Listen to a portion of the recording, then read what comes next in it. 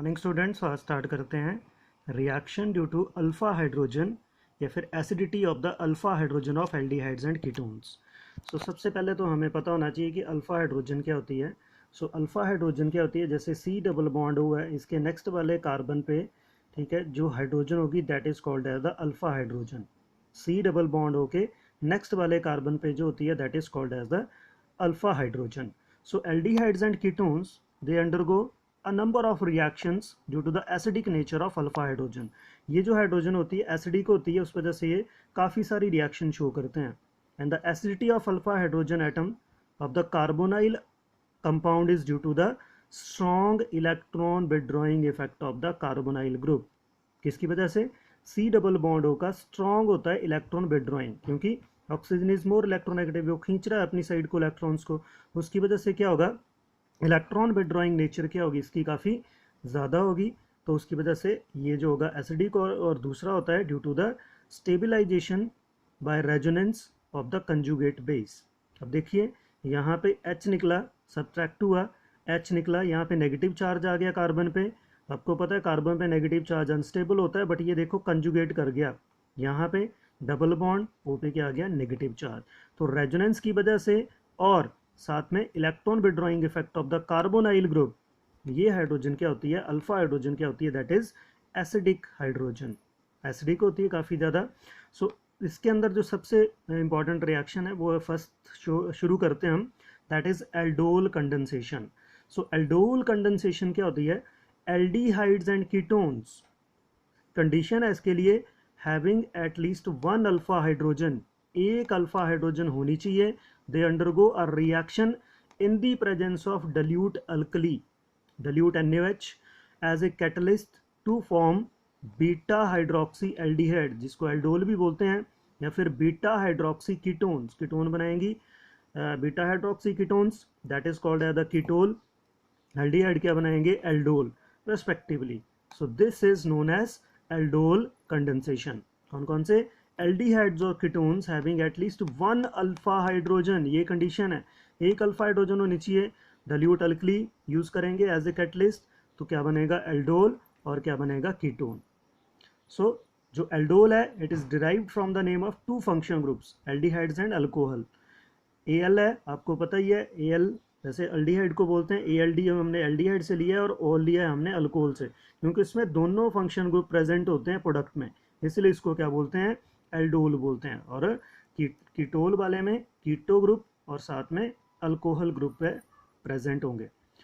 The aldol and ketol they readily lose water, वो एकदम से वाटर लूज कर देते हैं और क्या बनाते हैं, alpha beta unsaturated carbonyl compound which are aldol condensation products, and the reaction is known as the aldol condensation. तो आपको पूरी रिएक्शन लिखनी पड़ेगी, दो स्टेप है इस रिएक्शन में। सबसे पहले एल्डोल बनेगा, बाद में वाटर एलिमिनेट होगा, ठीक है जी, HOH वाटर एलिमिनेट हो जाएगा और डबल बॉन्ड आ जाएगा। And the ketones they give ketols, compounds containing keto and alcohol group. और जनरल नेम एल्डोल कंडेंसेशन जो है अप्लाई होता है दोनों के लिए, चाहे एल्डोल है, कीटोल कंडेंसेशन नहीं बोलेंगे, इसको क्या बोलेंगे, एल्डोल कंडेंसेशन ही बोला करते हैं। जनरल से एक रिएक्शन है हमारे पास, टू मोल्स होंगे CH3CHO के, CH3CHO डाइल्यूट NaOH, अल्कली का जो ऊपर बता रहे थे, तो वो डाइल्यूट NaOH होगा, रिवर्सिबल रिएक्शन है। तो क्या बनेगा, ये इस तरह से कंडेंसेशन प्रोडक्ट बनेगा, दोनों जो है मॉलिक्यूल आपस में जुड़ जाएंगे और बाद में जब उसको हीट करेंगे तो ठीक है जी, वाटर एलिमिनेट हो जाएगा। This is the aldol condensation product, but two en al. अब देखो ये कैसे जुड़े, ये थोड़ा सा मुश्किल है, ठीक है। किस तरह से करते हैं इसका मैकेनिज्म अगर हमें पता हो तो हम फटाफट मैकेनिज्म बना के उसको हम इजीली जो है, आपको याद करने की ज़रूरत नहीं है कि ये कैसे बना, उसके बाद मैं क्या करूँगा, क्योंकि बॉन्ड में गड़बड़ हुई तो सारी रिएक्शन जो है वो आपकी गलत हो जाएगी। उसी तरह से देखो कीटोन है, प्रोपेनोन लिया, दोनों को कंडेंस किया, यहाँ पे भी डाइल्यूट अल्कली है, ठीक है जी, तो यहाँ पे क्या बन गया, कीटोल बन गया, और जैसे वाटर एलिमिनेट होगा तो क्या बनेगा, कीटोल जो है वो वाटर एलिमिनेट हो जाएगा यहाँ से, और क्या बनेगा, aldol condensation product, double bond आ रहा है बीच में। अब देखिए मैकेनिज्म इसका जो सबसे इंपॉर्टेंट चीज़ है, तो हम क्या करेंगे, सबसे पहले देखिए क्या दिया आपको, CH3CHO है, तो उसके 2 मोल दिए हुए हैं, वहाँ पे लिखा हुआ है। तो सबसे पहला जो स्टेप है, step 1 is the removal of alpha hydrogen. C double bond हो के नेक्स्ट वाला कार्बन अल्फा कार्बन है, उस पर जो हाइड्रोजन होगी that is called as the alpha hydrogen. So base आएगा dilute NaOH, बेस क्या करता है, H को abstract कर लेता है, खींच लेता है। तो H को खींचा, कार्बन की 2.5 इलेक्ट्रॉन H की 2.1 है।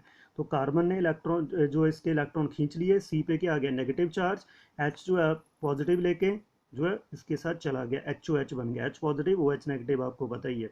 तो पहला स्टेप क्या है, removal of alpha hydrogen. So there is the formation of कार्बेनाइन, कार्बेनाइन बन गया ऐसा कार्बन जिसके ऊपर क्या है, नेगेटिव चार्ज है।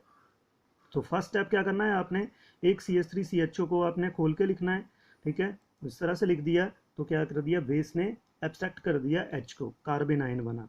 सेकंड स्टेप क्या होगा, आपने दूसरा मॉलिक्यूल अगेन, ये इसका काम हो गया, ये यहाँ पे लिख दिया आपने, ये वाला जो है यहाँ आपने यहाँ पे लिखा, और दूसरा सेम आपने यहाँ पे लिखना है CH3CHO।